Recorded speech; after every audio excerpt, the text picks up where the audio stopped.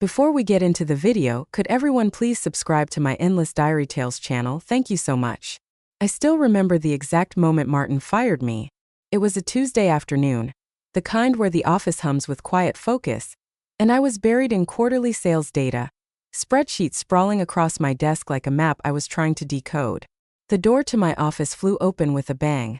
No knock, no warning, just Martin storming in, his face flushed, his presence loud and deliberate like he wanted to rattle me. "Elena," he barked, tossing a file onto my desk so hard it skidded across and nearly fell off the edge. "We need to talk now." My heart skipped, but I kept my face steady. I'd learned to do that over the years. Stay calm even when the air feels like it's about to crack. I looked up at him, the man I'd worked under for 4 years, and said, "Of course," gesturing to the chair across from me. He didn't sit. He just loomed there, his shadow stretching over my papers. His eyes narrowed like he was sizing me up for something I didn't yet understand. "The board's decided to restructure the leadership team," he said. His voice clipped, cold like he'd rehearsed it. "We're moving in a different direction, and frankly, we need people who can lead, not just follow spreadsheets." I blinked, the words hitting me like a slap I didn't see coming. "You're firing me?" I asked, my voice barely above a whisper, more out of shock than anything else. He smirked, a cruel, satisfied twist of his lips like he'd just sunk a game-winning shot. "Let's not be dramatic," he said. "We're releasing you from your position effective immediately." No warning, no performance review, no acknowledgement that my department had just delivered the highest revenue growth in 3 years. Just me sitting there and him standing over me like he'd already erased me from the story. That moment is burned into me. The way the fluorescent lights buzzed overhead, the faint smell of coffee lingering in the air, the weight of his words sinking into my chest. I could have screamed or cried or thrown that file back at him, but I didn't. I just sat there steady and said, "I see. May I ask why?" His answer came fast, sharp, like he'd been waiting to say it. "You lack vision. You manage tasks, not people. And let's be honest, this industry needs strong leadership, assertiveness, confidence. Traits you haven't exactly demonstrated." There it was, not even subtle, a dig at me, at who I was, wrapped in corporate buzzwords. He didn't see me as a leader, not because I hadn't delivered, but because I didn't fit his mold, because I was a woman in a room he thought belonged to men like him. I nodded, my voice calm, neutral. "I understand." He squinted at me, thrown off. I think he wanted a fight, some outburst he could use to prove his point, but I'd learned long ago how to hold myself together in rooms full of egos. "I'll need your badge and company laptop by the end of the day," he added, already turning away. "Your access will be disabled by 5 p.m. HR has your severance details." I stood, extended my hand, and said, "Thank you, Martin, I appreciate the clarity." He hesitated, shook it, and muttered, "Good luck out there," before walking out. Satisfied, like he'd just won something, I sat back down, exhaled slowly, and stared at the framed photo on my desk. My father smiling at the ribbon cutting for the company's first regional office, the same company Martin had just released me from. My hands didn't shake, my breath didn't quicken.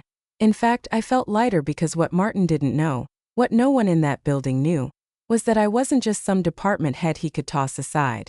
2 weeks ago, something had shifted, something massive, and I'd been waiting for the right moment to use it.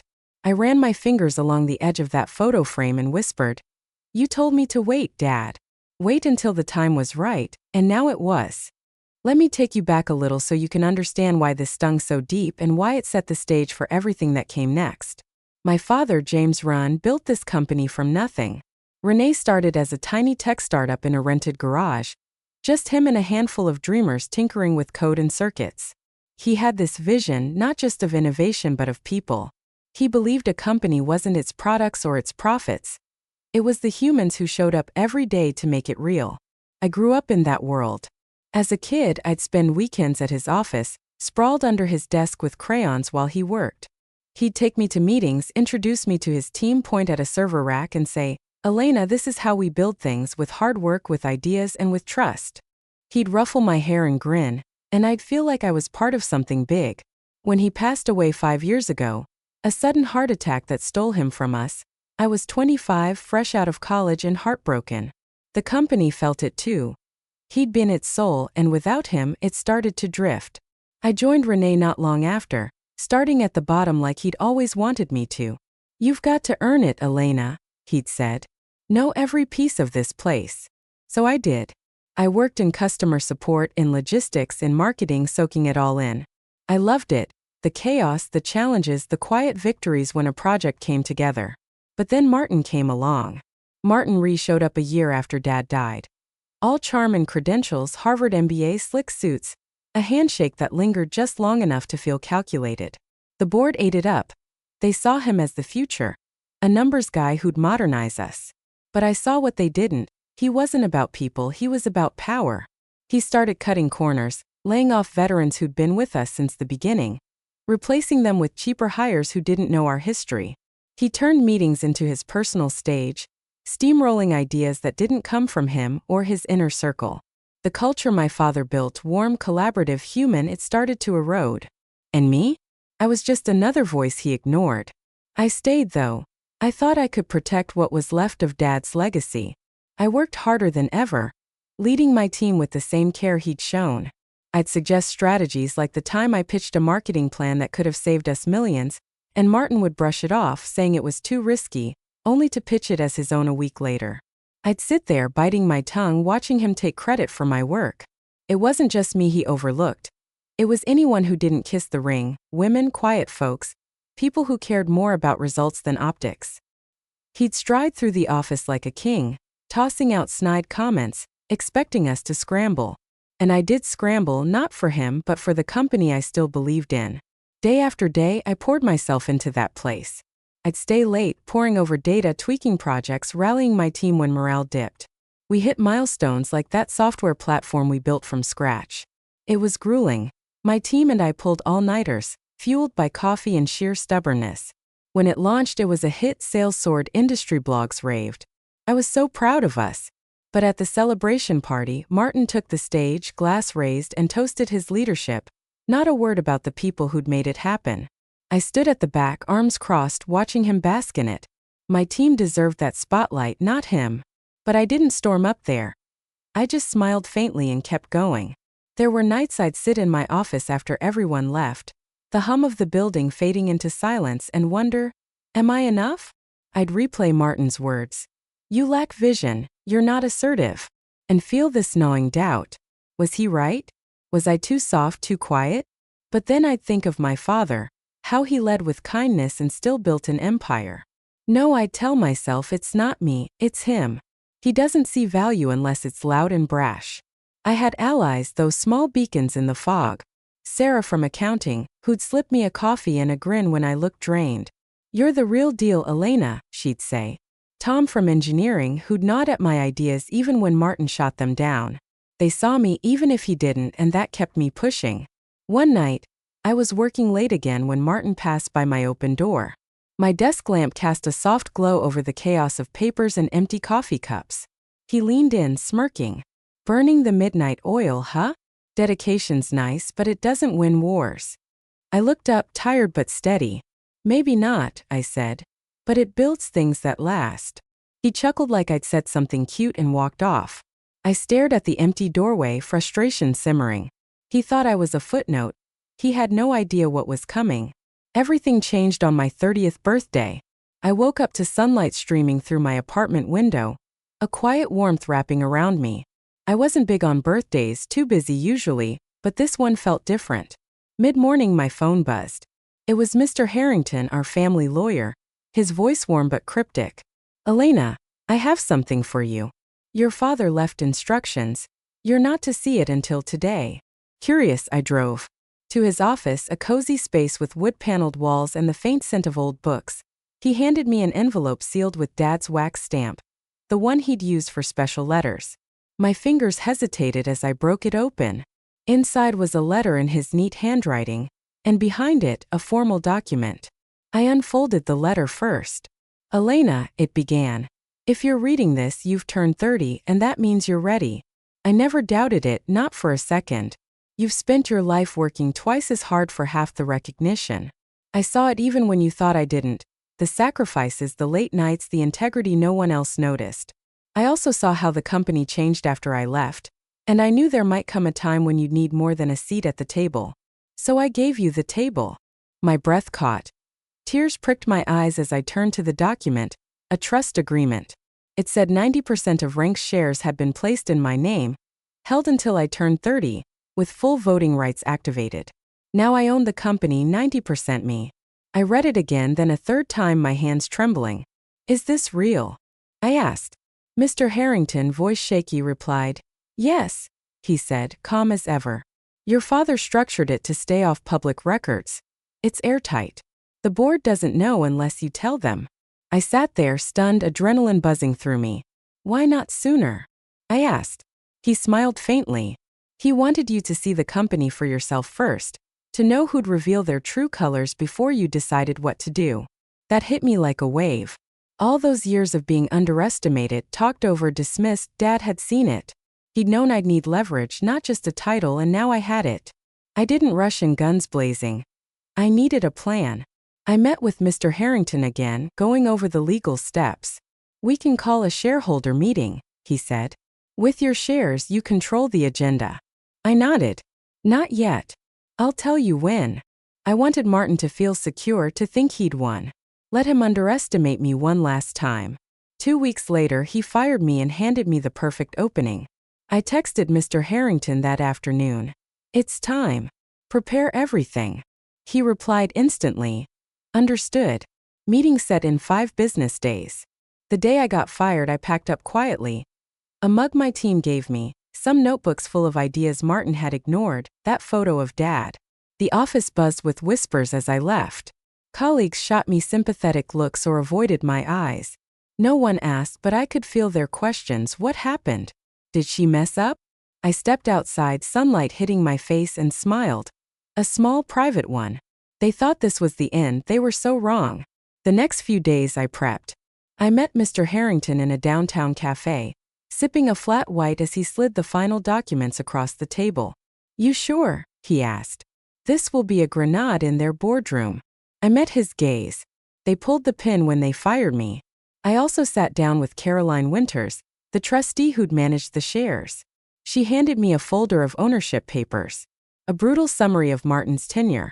Declining morale, high turnover, flat revenue despite a booming market. He's been coasting on hype. She said he'll tank this place in 2 years if he stays. I nodded. The numbers will do the talking. Monday came and rumors were flying. Texts from old colleagues pinged my phone.